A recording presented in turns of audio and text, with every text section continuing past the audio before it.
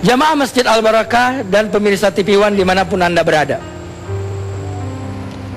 ketika Nabi Musa lahir, ibunya khawatir karena takut disembelih oleh Fir'aun. Coba bayangkan seorang ibu yang melahirkan anaknya, dan kemudian ada undang-undang yang mengharuskan penyembelihan anak itu. Undang-undang, keputusan pemerintah, tapi ini pemerintahnya Fir'aun. Khawatir ibunya, karena tidak ada lagi tempat bergantung kecuali kepada Allah. Dia ingin agar bayi ini selamat, lalu diletakkan di sebuah tempat kotak yang sudah dirancang. Kemudian diletakkan bayi itu, lalu dihanyutkan ke sungai. Mengapa ingin dihanyutkan ke dalam sungai? Supaya dibawa air yang mengalir, sehingga nanti siapa tahu ada yang menemukannya jauh dari kerajaan Fir'aun. Pikiran manusia, kalau jauh dari Fir'aun aman. Tapi Allah punya cara untuk memberikan keamanan kepada hamba-hambanya, kepada ibunya Musa alaihissalam dan kepada Musa. Ditemukan, waktu ditemukan Fir'aun pun sudah geram. Ini sepertinya akan menggantikan kerajaanku. Sembelih dia. Tapi lihat, istri bisa meluluhkan hati suami. Jangan, kita kan gak punya anak, dia buah hatiku. Aku memang berharap bisa mengasuh anak seperti ini.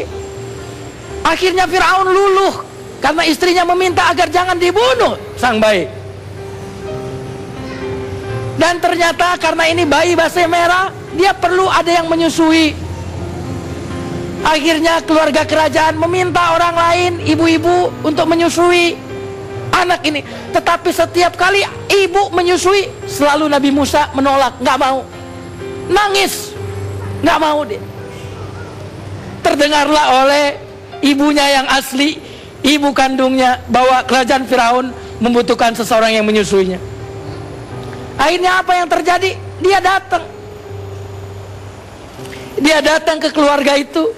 Lalu ketika melihat anaknya, dia ambil, dia peluk. Dan ketika ibunya menyusuinya, subhanallah, anaknya menjadi tenang. Karena jika ibu yang menyusuinya, yang didapatkan oleh anak bukan hanya susu, tetapi kasih aman.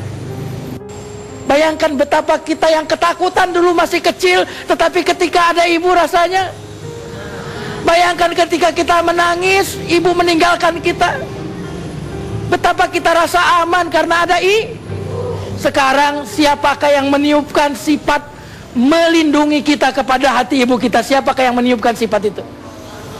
Siapakah yang meniupkan ke hati ibu kita sifat menyayangi, melindungi anaknya dari bahaya? Siapakah yang meniupkan sifat itu? Siapakah yang maha melindungi? Jawab. Siapakah yang memberikan keamanan? Jawab. Kalau demikian, Anda mencintai ibumu atau mencintai Allah? Allah Al-Mu'min.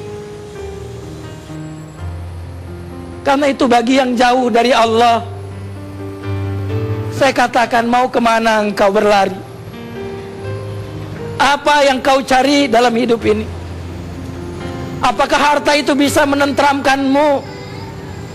Apa yang kau cari, jabatan? Apakah jabatan itu bisa menenteramkanmu? Atau mencintai Allah?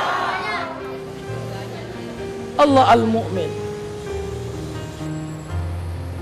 Karena itu bagi yang jauh dari Allah, saya katakan, mau kemana engkau berlari? Apa yang kau cari dalam hidup ini? Apakah harta itu bisa menenteramkanmu? Apa yang kau cari, jabatan? Apakah jabatan itu bisa menenteramkanmu? Siapa pemilik hati kita? Allah. Siapa yang bisa menyudahi kesedihan kita? Allah. Siapa Al-Mu'min itu?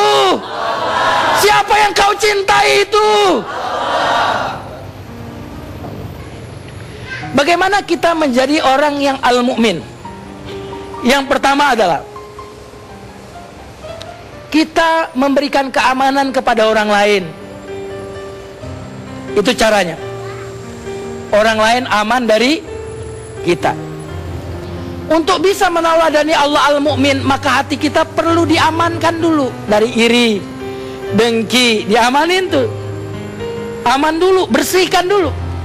Setelah aman dari sifat buruk, kita ganti dengan sifat-sifat baik. Ketika hati kita diisi dengan kebaikan, maka biasanya kita tidak ingin kecuali yang diinginkan Allah. Kita tidak berharap kecuali apa yang diharapkan Allah. Kalau di hati kita yang kita inginkan adalah apa yang diinginkan oleh Allah, aman gak? Aman tidak? Subhanallah. Berarti al-mu'min adalah orang yang amankan hatinya dari sifat-sifat buruk dan mengisinya dengan sifat-sifat baik, sehingga tidak ada yang diinginkannya kecuali apa yang diinginkan oleh Allah. Dan al-mu'min itu saking memberikan keamanan kepada orang lain, bahkan orang lain tidak ada di hadapannya pun aman. Al-mu'min itu bahkan orangnya gak ada pun dia tetap ngomong baik. Mengapa demikian? Karena membicarakan saudara kita dia gak ada di hadapan kita sama dengan memakan bangkai orang yang sudah mati. Kenapa memakan bangkai yang sudah mati? Karena bangkai orang yang sudah mati gak bisa membela diri. Dan orang lain yang kita omongin dia tidak ada di hadapan kita, dia tidak bisa membela diri. Kalau demikian, nama Allah Al-Mu'min ini indah atau tidak? Membuat dunia ini indah? Allah Al-Mu'min, Subhanallah, Asmaul Husna. Subhanallah. Dan mudah-mudahan di sesi terakhir ini kita akan tutup doa. Kita memohon kepada Allah, semoga Allah Subhanahu wa ta'ala mengamankan hati kita. Astaghfirullahalazim, astaghfirullahalazim, astaghfirullahalazim. Allahumma salli ala nabiyina Muhammadin fil awwalin wal akhirin. Wa salli wa sallim wa radiyallahu ta'ala an sadatina ashabi Rasulillah ajma'in. Alhamdulillahi rabbil alamin, hamdan yuwafi ni'mahu wa yukafi mazida. Ya Rabbana lakal hamdu kama yanbaghi li jalali wajhikal karim wa azimi sultanik. Allahumma ati nufusana taqwaha. Ati nufusana taqwaha. Berikan kepada hati dan jiwa kami ketakwaannya ya Allah. Wa zakkiha, bersihkan jiwa dan hati kami ya Allah. Anta khairu man zakkaha, engkaulah sebaik-baik pembersih jiwa dan hati kami ya Allah. Anta waliyuha, engkaulah majikan hati kami ya Allah. Anta waliyuha wa maulaha, engkaulah tuannya hati kami ini ya Allah. Bersihkan dan sucikan ya Allah. Rabbana atina fid dunya hasanah wa fil akhirati hasanah wa qina adzabannar. Subhana rabbika rabbil izzati amma yasifun. Wassalamun ala mursalin. Walhamdulillahi rabbil alamin. Selamat memberikan keamanan kepada orang lain. Demikianlah, lebih kurangnya mohon maaf. Wassalamualaikum warahmatullahi wabarakatuh.